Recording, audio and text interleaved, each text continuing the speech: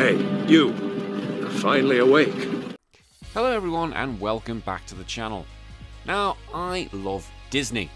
Disney is a hallmark of my childhood, and thankfully it's becoming one for my daughter and eventually my son. So today I want to look at some Disney games on the NES. There weren't too many, so the list isn't going to be too big, and you probably know what some of these titles are going to be, but there's still enough to be able to be a top 10. So I'm going to give my thoughts, and I want to hear from you guys whether you think I got this list completely right, or whether I've got this order wrong, or there's ones I should be putting in there. As always, if you really think I deserve it, please leave a like and a comment because it helps the channel grow. We've also got the weekly podcast, and we've also got a $1 a month Patreon, and the link is in the description below. Right, let's get into it, shall we? The top 10 Disney games for the NES. At number 10, Tailspin. Now, Tailspin is considered an enjoyable game for the era.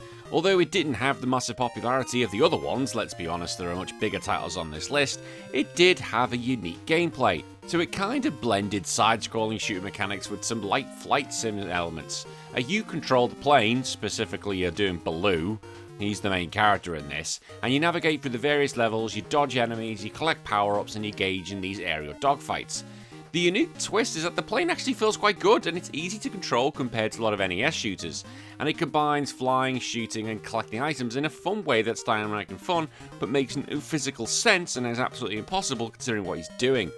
The game's bright, colourful, distinctive, and it matches the cartoonish style of the TV show. And even though it is an NES game, the pixel art is really good, and I love the environment, the arrangement of the jungle skies, these industrial landscapes, and the graphics are detailed enough to make it feel appealing without that cluttered feeling you can have. The music's good, it has that catchy upbeat tunes that stick with you, and it's so 90s it screams with you. And like anything, it's a hard game, but it's not unfair. There is an appropriate difficulty curve here, and this can be increased with power-ups and skillful play. The controls, again, it's an NES game. Back in those days, they were tight and responsive, so it's not like you're going to get screwed over by the controls. So if you watch the cartoon like I did when I was growing up, it's a fun extension. It's like, oh yeah, I want to keep playing it. And even if you didn't know the show, the game still stands on its own merit, so you don't need to have seen both. The game isn't overly long, and it does offer that replayability. And because the plane's controls are actually quite good rather than being a clunky mess, it's actually happy to go back and do it again. I said you can have it done easily in an afternoon, so why not just go play it again and have some fun? And with that Disney nostalgia factor, you're always going to win. At number 9, Mickey Mousecapade. Now this is one of the quirky, lesser-known titles that they put out, and, considering all the games that Mickey Mouse has done, this isn't going to be too high when you can look at the rest of them. But still, it's a good game. It does have a unique little twist on the style, like rather than being like a platformer like DuckTales or Super Mario Bros., in this game you've got Mickey and Minnie Mouse as you're searching for clues, and you're navigating through levels that have like a mix of exploration, puzzle solving, and combat. And the aim of the game is to rescue Minnie, who's been kidnapped by a mysterious villain, and you need to explore these levels, you solve the puzzles, collect items to progress. So it's not a typical platformer, and there's that emphasis on exploration and figuring out what to do, gives it kind of a laid-back version of a Mario game. The art style is good, again it's not perfect, but it's still decent for the early 90s time. Again, it's not going to have detailed graphics compared to more advanced controls, you can still make sure that's Mickey, that's Minnie, it's fine. It's a fairly simple game in terms of controls, and again, this is pretty good for the younger generation, or those who are quite new to gaming, although still, you're probably going to want to play Mario more than anything else. The controls pretty much straightforward, you control Mickey, and he's the one who interacts with objects, and Minnie just follows along. Okay, yeah, you go, Minnie. So this is a very easy game to do, so this is quite relaxed, and yeah, just give it to kids and they'll be fine. The unusual thing is that Minnie Mouse follows you around during the entire game, so you need to keep an eye on her while you're progressing through levels, and so you need to make sure she's okay so she doesn't get trapped, hurt, or left behind. So you can't just run off as fast as you can, because if she's not with you, you're not doing it and you're gonna fail. It's a little bit different. You're not seeing this on a Mario or a DuckTales, and it had probably akin to Resident Evil 4. Yes, I made that goddamn comparison. I think the main appeal of this game, it's Mickey and Minnie. It's not often you get to have both of them in the same game, so when you actually got them as the main characters, I think this is one that has that nostalgic tone, and you go, oh look, it's a pretty couple. But I don't think it's going to be hitting any highlights anytime soon. At number 8, The Little Mermaid. Oh, I remember The Little Mermaid. I actually watched the live-action version and the original version back-to-back because that's what my daughter wanted to do. She loves singing the song, so I'm all for it.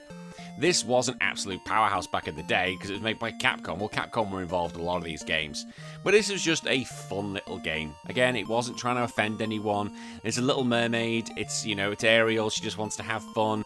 Now, you think it's Ariel. You never saw her actually hurt things in the movie, which might have been behind the scenes, but you never saw it.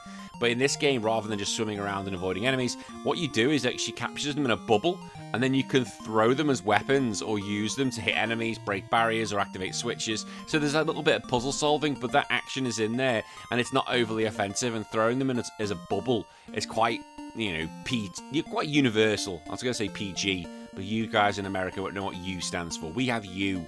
U, PG, 12 plus, 15, 18. You have all different things, and so does Australia as well. So U is like for anyone, universal, for everyone, so it's fine. So you're not going to see Ariel break some fish's neck or anything like that. It's going to be pretty PC. Like, it's intentionally approachable, but the game isn't boring. Like, you can have this game done in honestly 20-30 minutes if you're good enough. Like, it's an easy game. The graphics are great though. Graphics top notch. Really good graphics. Like, Capcom did a really good job with this. I said, it's not a long level.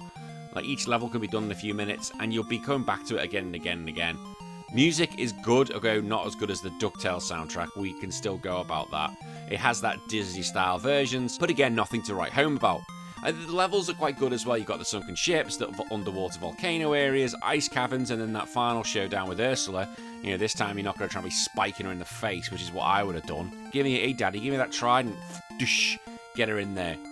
Considering its time, it's very easy to say, oh, this is just a lazy cash grab, and Capcom just dialed it in. They didn't for this. They really looked at Disney and went, how can we make a good game? It's got solid mechanics, good controls, a proper boss fight, and a very good final battle. I'm all for this, and the replayability is there because you can just go back to it again and again. You could probably finish as well on the toilet, to be honest. You really could. At number 7, Adventures in the Magic Kingdom. Now, this is definitely a lesser-known Disney game that definitely flies under the radar compared to a lot of others on this list. You're going to probably know them all. Once we get to number 5 and above, I don't think there's any disputing what that list is going to be. But the idea of this game is very simple. Like, you're playing as a young boy or a young girl, it doesn't really say what it is, and you're visiting Disneyland, okay? This is basically sales advertising right here. And your goal is to explore the park and complete challenges in order to retrieve the keys that unlock the Magic Kingdom castle. That sounds ominous. And this unique setting makes the game stand out from other platformers at the time because you're in freaking Disneyland. The whole point, the park is divided into these different areas. You have Adventureland, Frontierland, Fantasyland, and Tomorrowland. And within them, there's a whole of mini games and challenges. And this is where they have the Disney locations, gives it nostalgia and charm. And especially for those who went to Disneyland in the early 80s and 90s, I've never been. I've never been to Disneyland.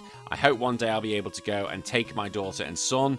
Probably when my daughter's a little bit older, just because my son won't appreciate it at the moment. I'll try and get both of them in there.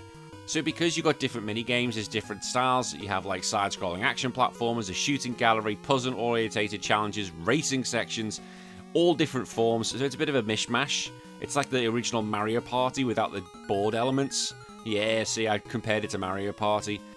Graphics are okay. It's not as detailed as other games on this list, but again, it does the job. Music's okay. Yeah, it's okay. It has simple, accessible gameplay. You can't complain with what you're getting. Again, keep it simple. We're aiming for younger players here. No overcomplicated inventory system or anything like that. Not playing Ninja Gaiden.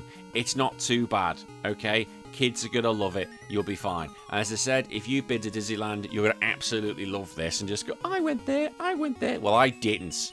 So screw you all. At number 6, The Lion King. Yes, The Lion King did have an NES version. It's often the Super Nintendo or the Sega Mega Drive version. They're the ones that get the big accolades how difficult this game is. But the NES version is there, it's doable. I think the way to look at it, if you played the Super Nintendo version or the Mega Drive versions, it's the same thing. Like, it really is the same game, but it looks really good for an NES. Yes, some things have to be taken out because otherwise the game's going to blow up. But it still does the job. Simba's still running around doing whatever he wants. The music's good, it tries to uphold it. Like, it's a hard game, don't get me wrong. Again, the same one was a pain in the arse as well. If you played the Super Nintendo and the Mega Drive, my god, they're hard. And again, it's a good use of the license. When it came to the Super Nintendo and Mega Drive games, they were amazing. And the NES version is just as good. And there's not much more to say. Again, watch a review. I've talked about the Mega Drive and Super Nintendo versions. This is it, just the NES version. But it holds up. But just because of those other two, doesn't get the accolades that it does. But again, if you didn't have either of those consoles, play the NES version and you're fine. Alright, so we get to the top 5. I don't think there's any dispute about this. And at number 5, it's Chip 'n Dale Rescue Rangers 2. So this was released in 1993, and I think the problem this game had was that it was when people kind of moved on from the NES. So when Capcom made this game for Disney, it didn't have the same hype as the first one, which is obviously going to be on this list. Let's all be completely honest about this. But it was an improvement from the first game. It had cleaner sprites, smoother animation, sharper level designs, more cinematic cutscenes. It still had the box throwing mechanic, which is still fun when you're doing 2-player modes. But again, I think it's just difficult because it's completely overshadowed by its first iteration. And there's another game on this list that does exactly the same thing. It still has the co-op mode, and it's still as crazy as ever, where you can pick up your teammates, accidentally throw them, but you've got to work together to do the tricky platforming bits, combine strategies and boss fights. It's a great co-op game for the NES, and I think that's one thing it's loved for, is because of the ability and the stories that is what we generated. Again, the game's really good, and it actually pushed the console to its absolute limits. Like I mentioned earlier, it had better sprite work, better parallax, and crisper artwork, and the characters look closer to the cartoon than ever before. It's a great game. It's really good. Soundtrack's good. It plays well, handles well. I think the problem is with it, though, it just got overshadowed by its earlier iteration, and the fact that it came at the end of the NES cycle, not many people ever played it, which is such a shame. And that's the same for number 4, DuckTales 2. So DuckTales 2 came right at the end of the NES's life cycle, and also its comparison to the original DuckTales because of that pogo jump and the high quality production. Well, how do you live up to the first one? Well, it's never going to be as good as... Well, it can be, but it just wasn't. It's still a good game. You still had good gameplay, you still had good controls, the pogo jump is back, smooth physics, great movements. Similar to the first one, you're off on a big adventure, so you're off to Egypt, the Himalayas, loads of different places to go. And when you look at the graphics, it's actually a better one than the first one. It really is. It looks better than the first game. But the problem is the first one had all the nostalgia for it, and everyone's going to love that so much more. The plot itself, you try and work out, is Scrooge McDuck trying to get all these hidden treasures? He's trying to save them for himself, or is he trying to stop other people getting them? I don't know. He might be the Elon Musk of the world. If he was around today. He was a millionaire back then. He would have been the first trillionaire at this point. He really would have been. Good old Scrooge. At number 3, Darkwing Duck. Oh, Darkwing Duck. I used to love this cartoon. Oh my god, it was so good. And getting to play the NES version, wow. The main idea of this game, the main strength I should say, is the tight responsive controls. He moves so well, and there's often been a comparison to Mega Man. I've heard that over the years, and I can completely understand that. He can run, jump, shoot, which makes the game so much fun, and he's got a gliding mechanic. See, I think he's closer to Batman than he is to Mega Man, and that definitely separates him from Mega Man, because Mega Man can't do that. And the levels themselves, brilliant. You've got urban rooftops, dark warehouses to labs, more random locations. Again, feeling more akin to Batman, which I think it was more tried to be. I love all the enemies you can face, the traps you can face. It never feels overly repetitive as well. So the whole game's keeping you engaged, because that's one thing when you can do platformers, you're just facing the same old enemies again and again. I never felt that. He's got different weapons, such as his gas gun, he's got gas grenades, even homing missiles. This guy is literally armed to the teeth. He is fucking goddamn Batman. The game is hard, though. Unlike some of the others on the list, this is an actually really difficult game. Again, it's one of those, it's difficult, but it's never unfair. There's tricky platforming, aggressive enemies, and the boss battles. Like most games of this era, you've got to work out the attack patterns and when you can actually jump in and get a hit. And you've got to face some of the bosses like Launchpad, Megavolt, the Fearsome 5, and you've got all your weapons, and you need to try and work out which ones will give you the strategical advantage. But it does give you a good, satisfying payoff when you're actually able to kill them. It's well, not kill them, but stop them. I don't think he actually killed anyone. Come on, let's be honest. We all say kill him, but we know what we mean. Come on. The soundtrack is goddamn awesome. Oh god, the soundtrack is so good. Mwah. Mwah. Sprite work, incredible. And it had a good source material. Darkwing Duck is so good. He is a lovable, somewhat goofy superhero, and he has that goofy yet heroic persona, but it fits in so well. It's like if Batman were a duck. It just writes itself, doesn't it? Like, this game is literally a gem compared to a lot of others. I think the top 3 on this list actually all are a gem. Let's be honest. If you're going to say what are the best 3, I don't think anyone would disagree with me. This is the top 3. I think you're just saying what order it's going to be in. But I love this game. This is definitely the most challenging out of the 3 of them, but definitely one of the most fun. At number 2, Chip 'n Dale Rescue Rangers. Now, Chip 'n Dale Rescue Rangers is considered one of the best co-op games on the system. And again, I'll probably, if I do a top 10 co-op games, this is definitely going to be on there. So you need really 2 players to make the most of this. You have to work together to defeat enemies, solve puzzles, and having that friend with you basically adds that whole layer of new fun to the experience. The whole game is built around this co-op mechanic, so you need to work together. Like, again, it's not going to be as fun doing it single player, but you need to do it together. And again, these characters, the rescue, what the chipmunks? Yeah, the chipmunks. They are small little characters in a big world, so everything just looks massive to them. And basically the idea is they have to throw various objects like boxes, flowers, crates, and that's how you throw them at enemies. And this unique combat sets it apart because this throw mechanic is the main thing. And this is where all the fun chaos comes from. It's like, oh, you threw that at me, you're a prick, why'd you do that? Let's work together. Although at the same time, there's going to be laughs aplenty. And whilst you can have all these laughs about, you know, how stupid things are, it is a difficult game and the difficulty ramps up significantly towards the end. But again, having that co-op basically helps offset the difficulty spikes because 2 players can just try and work things out when you get to those harder bits. But if you were a fan of the show and all the adventures that Chip and Dale did, well, basically the stupidity that Dale brought along. Chip was the one who actually made sense. Dale is an absolute moron. The replayability here is so high. Like, you can be playing it in 10 years, 20 years, this game still slaps. It really does. And at number 1, DuckTales. DuckTales, woo! Oh my god. As growing up as a kid, I held off singing that for so long, and DuckTales 2 I wanted to sing it as well. I love DuckTales. It was in there. Scrooge McDuck is the biggest dick in the world, but either way, in this game, it introduced the signature pogo jump. Don't worry, Hollow Knight, you didn't bring that technique in. That was good old Scrooge McDuck. He did it. The controls are easy to learn, but they provide enough depth to keep you engaged to be able to get through all the levels, but you do need to learn how to do the pogo stick. So this allows Scrooge McDuck to bounce off his enemies or objects, and it creates bigger, higher jumps when you're able to do that, so it's literally the thing, you've got to master it. There's no way around that. Now, unlike other NES platformers, this game allows you to choose which levels you want to tackle, so it kind of gives it that Mega Man stage, that you can basically do Amazon, Transylvania, or the Moon, again, depending on where you want to go, but it's up to you what you want to do. And the level varieties are really good as well. The low gravity moon, which will be quite interesting because off Scrooge McDuck, he's going off into a different world.